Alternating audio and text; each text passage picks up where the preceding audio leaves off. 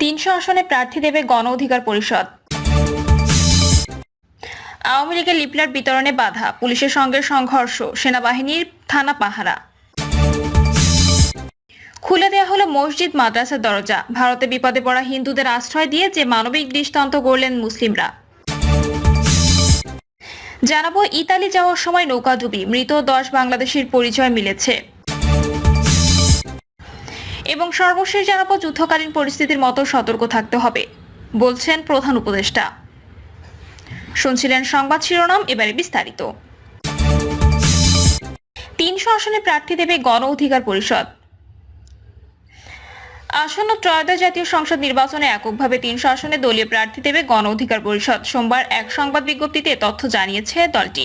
বিজ্ঞপ্তিতে দলের সব সদস্যের অবগতির জন্য জানানো হয়, আসন্ন ত্রয়োদশ জাতীয় সংসদ নির্বাচনে জিওপি এককভাবে ৩০০ আসনে দলীয় প্রার্থী মনোনয়নের বিষয়ে আনুষ্ঠানিকভাবে একমাত্র হয়েছে।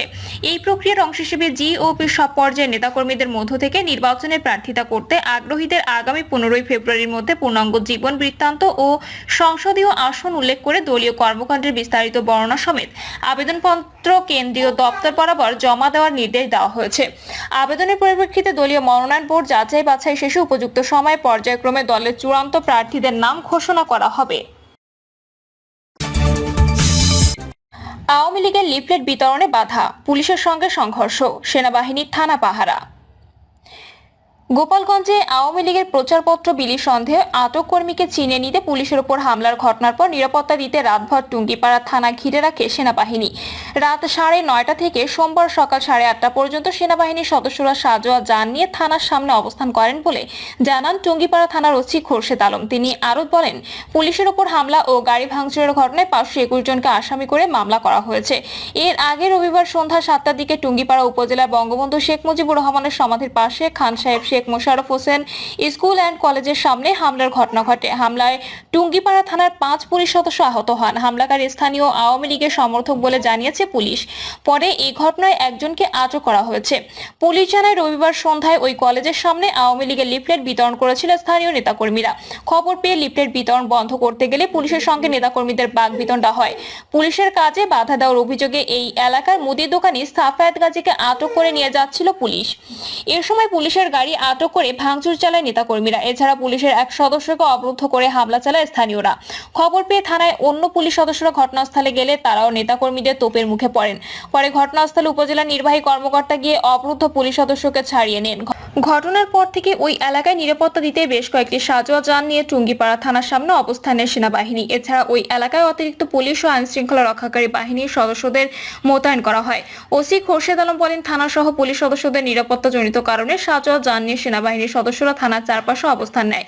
বর্তমানে ওই এলাকার পরিস্থিতি শান্ত আছে বলে জানান টুঙ্গিপাড়া উপজেলা নির্বাহী কর্মকর্তা মোহাম্মদ মইনুল হক।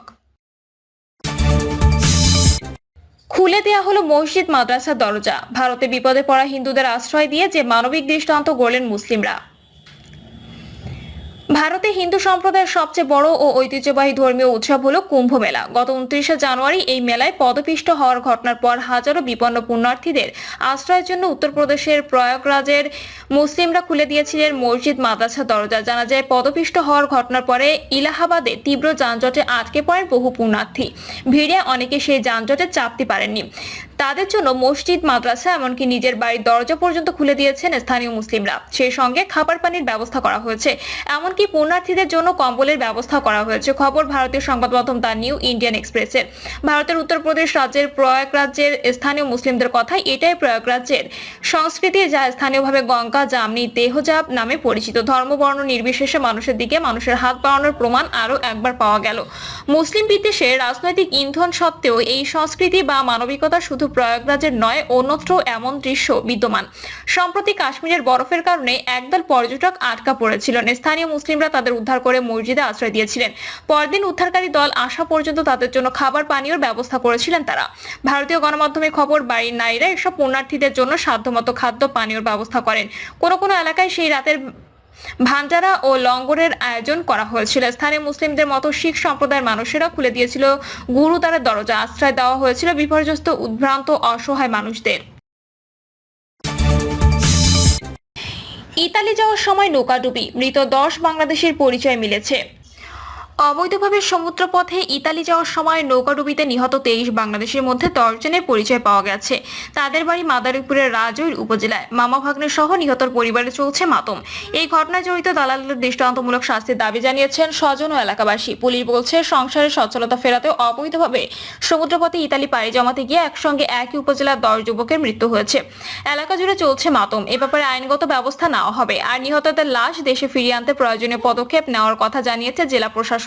স্বজনরা জানান, দালালদের খপ্পরে পড়ে গত 1 জানুয়ারি ইতালির উদ্দেশ্যে বাড়ি ছাড়েন মাদারীপুরের রাজৈর পৌরসভার পশ্চিম সরমঙ্গল গ্রামের চা বিক্রেতা হাসান হাওলাদারের ছেলে টিটু হাওলাদার। তার সঙ্গে মামা গোবিন্দপুরের বাসিন্দা আবুল বাশার আকনও যোগ দেন।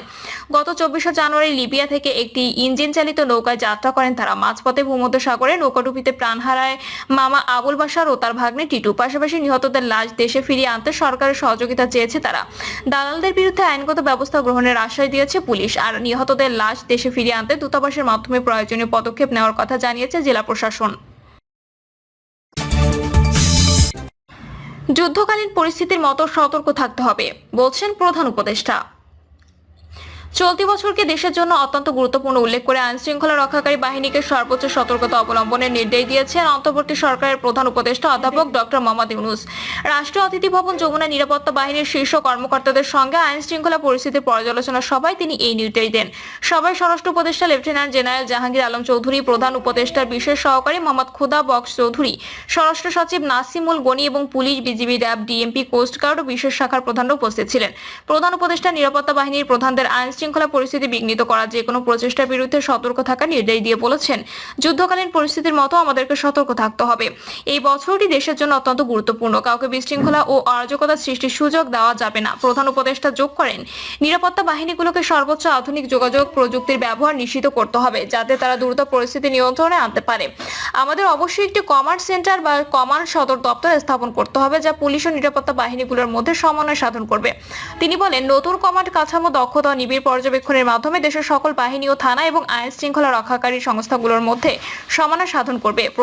প্রধান উপদেষ্টা নিরাপত্তা বাহিনী প্রধানদের মানবাধিকার সুরক্ষা নির্দেশ দেন এবং ধর্মীয় ও জাতিগত সংখ্যালঘুদের উপর যে কোনো আক্রমণ প্রতিহত করতে বিশেষ ব্যবস্থা নেওয়ার আহ্বান জানান। তিনি বলেন, যদি আমরা ধর্মীয় সংখ্যালঘুদের সুরক্ষা দিতে না পারি, তাহলে বৈশ্বিক ভাবমূর্তি আমাদের মারাত্মকভাবে ক্ষতিগ্রস্ত হবে।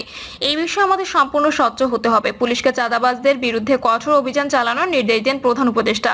তিনি বলেন, এমনভাবে অভিযান পরিচালনা করতে হবে যাতে পবিত্র রমজান মাসে খাদ্য ও নিত্য প্রয়োজনীয় পণ্যের দাম স্থিতিশীল রাখা যায়। পুলিশ প্রধান বাহারুল আলম জানান, শেখ হাসিনা নিরাপত্তা বাহিনীর কর্তৃক জুলাই আগস্ট মাসে সংঘটিত হত্যাকাণ্ড নৃশংসতার ঘটনায় দায়ের হওয়া হত্যা মামলায় পর্যবেক্ষণের জন্য 10টি বিশেষ টিম গঠন করা হয়েছে। প্রধান উপদেষ্টা পুলিশকে এই মামলাগুলোর বিচার দ্রুত সম্পন্ন করার নির্দেশ দেন এবং কোনো নিরপরাধ ব্যক্তি যেন হয়রানির শিকার না হয় তা নিশ্চিত করতে বলেন। পুলিশ মহাপরিদর্শক জানান, বাংলাদেশ ইন্টারপোলের কাছে শেখ হাসিনার বিরুদ্ধে রেড নোটিশ জারির অনুরোধ পাঠিয়েছে। তিনি বলেন, আমরা অনুরোধ করেছি, আশা করি শিগগিরই সাড়া পাবো। ঢাকা মেট্রোপলিটন পুলিশের কমিশনার শেখ মোহাম্মদ সাজ্জাদ আলী জানান, পুলিশের কড়া নিরাপত্তার কারণে রাজধানীতে ছিনতাই ও ডাকাতির ঘটনা কমেছে। তিনি বলেন, আমাদের প্রচেষ্টা অব্যাহত থাকবে। প্রিয় দর্শক, এই ছিল এখনকার সর্বশেষ সংবাদ। আপডেট সব সংবাদ পেতে চ্যানেলটি সাবস্ক্রাইব করে বেল আইকনটি ক্লিক করে রাখুন।